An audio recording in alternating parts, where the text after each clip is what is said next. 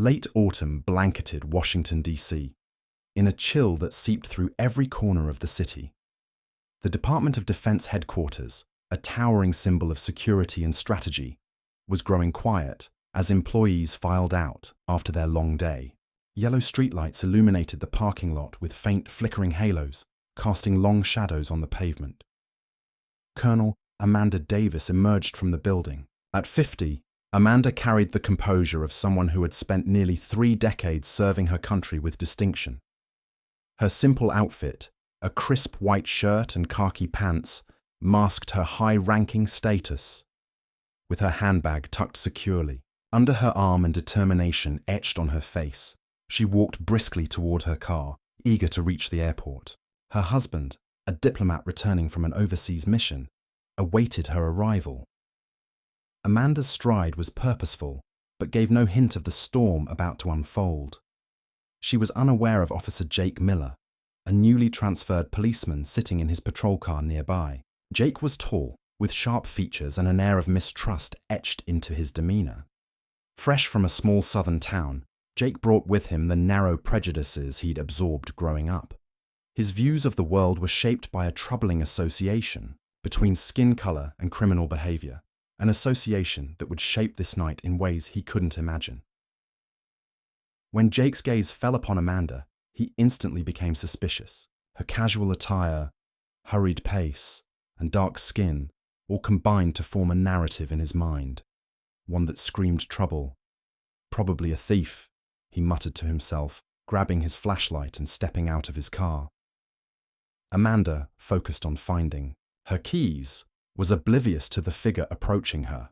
The sound of hurried footsteps broke through her thoughts, sending a ripple of unease down her spine. Turning slightly, she saw the uniformed man approaching her with deliberate intent. Amanda froze for a moment, her sharp instincts immediately alerting her to the hostility radiating from the man approaching her. The young officer, Jake Miller, stopped a few feet away, his posture rigid and his hand uncomfortably close to the gun at his side. His eyes bore into her, filled with unwarranted suspicion. "Hello, miss," he said coldly, his tone as unyielding as the chill in the air.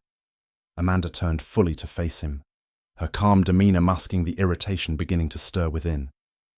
"Hello, can I help you?" she replied evenly. Jake crossed his arms, planting himself firmly in her path. "What are you doing here at this hour? This headquarters isn't open for just anyone." Amanda's eyebrows knit together at the accusatory tone. "I work here," she replied, her voice measured. "I just finished work and I'm heading home." Jake's smirk was a mixture of disbelief and disdain as his eyes swept over her, lingering on her casual clothes. "You work here?" he scoffed. "You look more like someone sneaking in to steal something." The comment stung, but Amanda's expression didn't waver. She knew what he was implying, not just about her presence, but about her very identity. "I don't know what you're implying," she said firmly, "but I do work here. Now, if there's nothing else, I need to be on my way." Jake moved to block her, raising a hand. "Not so fast, miss. I'm going to need to see some ID. And your bag." Amanda's eyes narrowed as she straightened her posture. "You have no right to ask me that," she said, her voice steady and clipped. "I've done nothing wrong, and you have no cause to stop me." Jake's jaw tightened, his frustration mounting. He wasn't used to being challenged, least of all by someone who didn't fit the mold he thought respectable people should. "Listen, miss," he snapped, his voice rising. "I'm a cop, and I'm on duty. If you refuse to cooperate, that's resisting an officer. Don't make me use force." Amanda's composure finally cracked, her voice rising with quiet authority. "I'm warning you, officer. You're insulting me. I am a high-ranking military officer, and I don't need to prove anything to you." Jake's laugh was sharp and derisive. "High-ranking officer? Seriously? You expect me to believe that? Look at you. You don't belong here." The sting of his words carried layers of prejudice, striking at Amanda's race and gender. She inhaled deeply, forcing her frustration into control. "You just offended the wrong person," she said, her voice as sharp as steel. "If you don't want to lose your job tonight, I suggest you stop." Right now. Jake stepped closer, his stance defiant. Lose my job? Who do you think you are to threaten me? Amanda held his gaze, her eyes unflinching. Try me. The tension between them was electric, the air thick with unspoken challenges. Amanda knew she had to tread carefully, but she wouldn't let the officer's bigotry strip her of her dignity. Officer, she said, her tone deliberate and calm, step back. You are violating my civil rights. I have done nothing wrong. Jake took another step forward, dismissing her words as though they were meaningless. Violation? Don't make me laugh. I'm just doing my job. You're the one avoiding it. Now show me your ID. Jake's voice was sharp and unyielding as he barked, Your papers, now, or I'll have to arrest you for obstruction. Amanda's patience was wearing thin, though her exterior remained composed. She sighed, the cold air frosting her breath. I don't hold it against you, officer, she said firmly, but I have no obligation to prove anything to you. If you doubt my identity, check the surveillance cameras inside. They'll show me working here. Jake's smirk widened, laced with sarcasm. That's convenient, isn't it? But I don't need cameras, I need papers, and I sure don't like your tone. Amanda steadied herself, taking a deliberate breath to maintain her composure. My tone, she said, her voice calm but steely. I'm defending my rights against an officer who is overstepping his authority. If you continue this behavior, I'll have no choice but to report you to your superiors. Jake's ego flared, his pride refusing to let him step back. Her calm defiance only fanned the flames of his frustration. Threaten me all you want, he snapped, his voice rising. I don't care who you say you are. Out here, I'm in charge. Now, hand over your bag. Amanda's eyes narrowed as she instinctively tightened her grip on her handbag. She took a measured step back, her gaze fixed on Jake's, unwavering. Don't test me, officer, she warned. This is not the path you want to take. Jake's jaw tightened, and his hand hovered closer to the gun holstered at his side. His voice was sharp and commanding. I gave you a chance. Now, hand over your bag, or I'll take it by force. The tension in the parking lot reached a breaking point as Jake rested his hand on the butt of his gun. Amanda realized the gravity of the situation. Reasoning with this man was futile. Yet, as a military officer who had faced far graver challenges, she refused to be intimidated. Her voice dropped, calm yet cutting, as she delivered her final warning. Officer, I'm telling you one last time. If you proceed with this course of action, you won't just lose your badge, you'll face serious legal repercussions. I am Colonel Amanda Davis, a high-ranking military officer. Do you understand what that means? Jake scoffed, his laughter dripping with mockery. Colonel, that's the best you've got? You expect me to believe that? If you're so important, why are you dressed like that? And where are your papers? Amanda's anger flared, though she kept her composure. Because, she said through gritted teeth, I don't need to prove myself to you.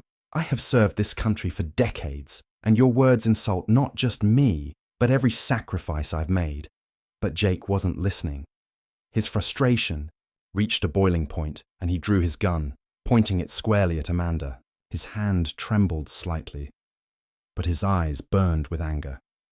Enough talk. Hand over the bag, now.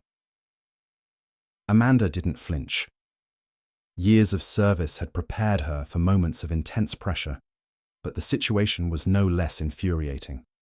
The fact that a police officer, someone entrusted to protect and serve, was pointing a weapon at her left her both outraged and deeply disappointed. The cold steel of Jake's authority clashed with the unshakable resolve of Amanda's dignity. The standoff had reached a critical juncture, and the faint hum of nearby streetlights seemed to echo the unspoken question. What would break first?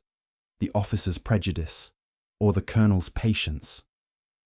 Amanda's voice cut through the cold, night air, unwavering and resolute. You just made a terrible mistake, officer, she said, her tone sharper than before.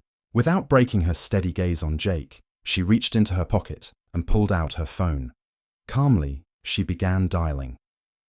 Jake tensed, his grip tightening on the gun. "What are you doing? Put the phone down!" he barked, though his voice betrayed a flicker of uncertainty. Amanda ignored him as the phone rang, the sound punctuating the tension. A few seconds later, a calm yet authoritative voice answered. "Mayor Roberts here. How may I help you, Colonel Davis?" The colour drained from Jake's face at the mention of Colonel Davis. His posture stiffened, though he didn't lower. The gun. Maybe it was a bluff, he thought, clinging to his fading confidence. "Mr. Mayor," Amanda said, her voice cool and controlled but tinged with frustration. "I've been stopped, insulted, and threatened by a patrol officer. He's pointing a gun at me right now." Mayor Roberts' voice instantly hardened, the casual pleasantry replaced with concern. "What? Colonel, are you okay? Who would dare do that to you?" Jake's jaw clenched as he overheard every word. Sweat began to bead on his forehead, his composure slipping. Still, he tried to project authority, though his trembling fingers betrayed him. "I'm fine," Amanda replied, her eyes never leaving Jake. "But this officer needs to be addressed immediately. I'm standing in the parking lot near the Department of Defense. I need you here as soon as possible." "Understood, Colonel," Mayor Roberts said, his voice resolute. "I'll be there in a few minutes. Stay safe." As Amanda ended the call, Jake took a cautious step back. The gun remained in his hand, though his confidence faltered. "You're trying to trap me," he muttered, the crack in his voice betraying his growing fear. "The mayor won't do anything to me." Amanda remained calm, her back straight, and her gaze unwavering. "We'll find out soon enough." Moments later, the sound of an approaching car echoed through the parking lot.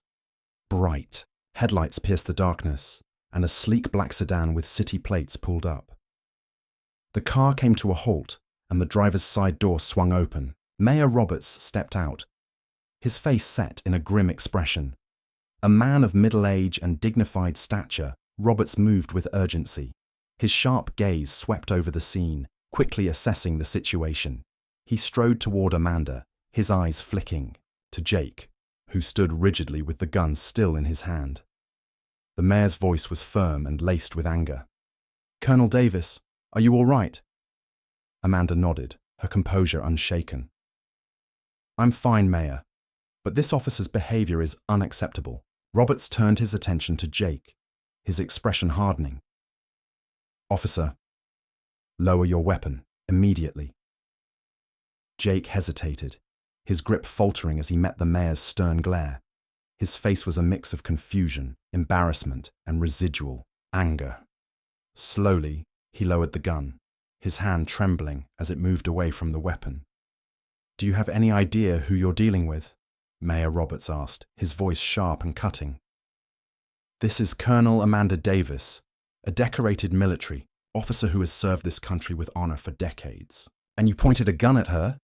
Jake stammered, his bravado crumbling. I didn't know. She looked suspicious." Roberts took a step closer, his tone icy. "Suspicious? Or was it because of her skin color? Because there is no excuse for what you've done here tonight." Mayor Roberts took a deep breath, his gaze flickering between Amanda and Jake. His tone was measured but firm. "Colonel Davis, your restraint in this situation is admirable, but the fact remains, this behavior cannot go unaddressed." Amanda nodded, her calm exterior masking the lingering frustration she felt. "I'm not asking for any special treatment," she repeated. "But I won't stand for anyone, officer or not, abusing their power and acting on baseless prejudice." Roberts turned to Jake, who stood with his head bowed, his hand trembling as it finally released the grip on his gun. "Officer Henderson," the mayor began, his voice steely, "you crossed every line of professionalism and decency tonight. Not only did you fail to do your duty responsibly, but you also brought shame to the badge you wear." Jake's voice cracked as he tried to explain. I didn't know she was a colonel. I just thought..." Roberts cut him off sharply. "You thought what? That a black woman walking to her car was automatically suspicious?" that she didn't belong here. You didn't think at all, officer, and that's the problem. Amanda took a step forward, her presence commanding yet measured. Officer Henderson, she said, her tone steady. If you had doubts about who I was, you had plenty of ways to verify my identity without resorting to threats or violence. But instead, you let prejudice cloud your judgment. You made an assumption, based on how I look, not on who I am or what I've done. Jake's face flushed with embarrassment, his voice barely above a whisper. I was just trying to do my job. I didn't mean to.